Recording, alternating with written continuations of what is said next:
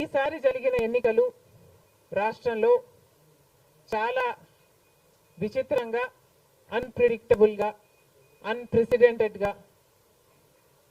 ఈ ఎన్నికలు నిలిచాయి. కారణం ఏమిటి అంటే ప్రజలు చాలా డిసిసివ్గా ఒక నిర్ణయం తీసుకున్నారు. మాకు మార్పు కావాలి అన్న నిర్ణయం ప్రజలు తీసుకున్నారు కాబట్టే ఈ ఎన్నికలు ఒకే డిసిషన్ మీద ఆధారపడి జరిగిన ఎన్నికలు. For Jagan, against Jagan. ఇది ఒకటే డిసిషన్ గా ఈ ఎన్నికలు నిలిచాయి. For Jagan or against Jagan. Against Jagan అన్న మార్పు కావాలి అన్న ఈ గట్టి డిసిషన్ ప్రజలు తీసుకున్నారు కాబట్టి ఈరోజు వాళ్ళ ఓటు వేస్ట్ కాకూడదు అన్నట్టుగా చాలా డిసిసివ్ గా they voted with a vengeance for change. ఇది అవునన్నా కాదన్నా ఇది వాస్తవం. కేవలం అంత గట్టి నిర్ణయం ప్రజలు తీసుకుని మార్పు కావాలి అన్న అంత గట్టి డిసిజన్ తీసుకున్నారు కాబట్టి ఇన్ ద ప్రాసెస్ ఈరోజు కాంగ్రెస్ పార్టీ కూడా అనుకున్న మేరకు పర్ఫామ్ చేయలేకపోయింది. కాంగ్రెస్ పార్టీ కూడా కేవలం నెల రోజుల ముందు సర్వే చేస్తే Congress party vote share between 6 to 7% ఉంది. దాన్ని మేము కష్టపడి పనిచేస్తే నేనే స్వయంగా 64 కాన్స్టిట్యుయెన్సీల్లో క్యాంపెయిన్ చేయడం కూడా జరిగింది. వీటన్నిటితో కనీసం 8% దాటుతుంది అని కాంగ్రెస్ పార్టీ ధీమాగా ఉంటే అది కూడా జరగలేదు. కారణం ఏమిటి అంటే ప్రజలు చాలా డిసిసివ్గా వాళ్ళ ఓటు వేస్ట్ కాకూడదు, ప్రభుత్వం ఎలాగైనా మారాలి, మేము మార్చాలి అన్న డిసిషన్ తీసుకున్నారు కాబట్టి ప్రజలు కాంగ్రెస్ పార్టీకి కూడా ఓటు వేయడానికి ఆలోచన చేయడం జరిగింది. ఏది ఏమైనా కాంగ్రెస్ పార్టీ ప్రజల గుండెల్లో స్థానం సంపాదించుకోవడం మొదలుపెట్టింది. ఇది ఇలాగే అంచెలంచెలుగా పెరుగుతూ పోతుంది. రాహుల్ గాంధీ గారి నాయకత్వంలో మేమందరం కూడా కష్టపడి పనిచేయడానికి సిద్ధంగా ఉన్నాం.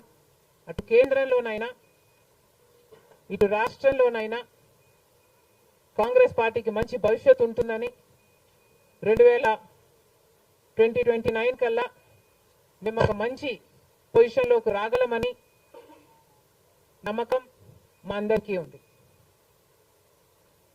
ఈరోజు చంద్రబాబు గారు ముఖ్యమంత్రి ప్రజల తీర్పును గౌరవిస్తూ ఆయనకు మరొకసారి శుభాకాంక్షలు తెలియజేస్తుంది కాంగ్రెస్ పార్టీ. అలాగే చంద్రబాబు గారికి మరొకసారి గుర్తు చేస్తుంది కాంగ్రెస్ పార్టీ మన రాష్ట్రానికి రావాల్సిన ప్రత్యేక హోదా. ప్రత్యేక హోదా అన్నది ఆంధ్ర రాష్ట్ర ప్రజల ఊపిరి. 10 సంవత్సరాలుగా మోడీ గారు, బీజేపీ పార్టీ ప్రత్యేక హోదా విషయంలో ఆంధ్ర రాష్ట్రాన్ని, ఆంధ్ర ప్రజలను మోసమే చేశారు. 10 సంవత్సరాల క్రితము ఎలక్షన్లకు ముందు మోడీ గారు వచ్చినప్పుడు 10 సంవత్సరాలు ప్రత్యేక హోదా ఇస్తాము అని తిరుపతిలో మాట ఇవ్వడం జరిగింది మోడీ గారు. అప్పుడు చంద్రబాబు గారు చెప్పిన మాట 10 సంవత్సరాలు సరిపోదు, 15 సంవత్సరాలు కావాలి అన్నారు అదే సభలో. కానీ 10 సంవత్సరాలు గడిచిపోయినా కూడా ఈ రోజు వరకు కూడా బీజేపీ పార్టీ ఆ మాటను నిలబెట్టుకోలేదు. కానీ ఇప్పుడు చంద్రబాబు గారు మద్దతు ఇస్తున్నారు కాబట్టి బీజేపీ పార్టీ అధికారంలో నిలబడింది. ఈ విషయం మోడీ గారు గుర్తుపెట్టుకోవాలి. ఎందుకంటే ఈరోజు ఆంధ్ర రాష్ట్ర ప్రజల ఎన్నుకున్న ఎంపీలు కనుక బీజేపీ పార్టీకి చంద్రబాబు గారు మద్దతు ఇవ్వకపోయి ఉంటే అసలు బీజేపీ పార్టీ అధికారంలో ఉండే ప్రసక్తే లేదు.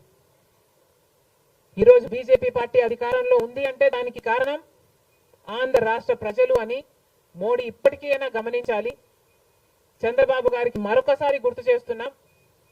చంద్రబాబు గారు బీజేపీ పార్టీతో ఎలక్షన్లకు ముందు పొత్తు పెట్టుకుంటున్నప్పుడే కాంగ్రెస్ పార్టీ పదే పదే చెప్పడం జరిగింది. ఒక్క మాట అయినా తీసుకోకుండా, కండిషనల్ సపోర్ట్ అయినా మీరు ఎక్స్టెండ్ చేయకుండా, మీరు బేషరతుగా స్పెషల్ స్టేటస్ అన్న కండిషన్ పెట్టకుండానే మీరు బీజేపీ పార్టీకి ఎందుకు అలయన్స్ పెట్టుకున్నారు చంద్రబాబు గారు అని అప్పుడు ప్రశ్నించడం జరిగింది.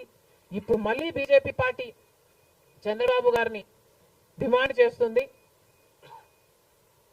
ఇప్పుడు మళ్ళీ కాంగ్రెస్ పార్టీ చంద్రబాబు గారిని డిమాండ్ చేస్తుంది.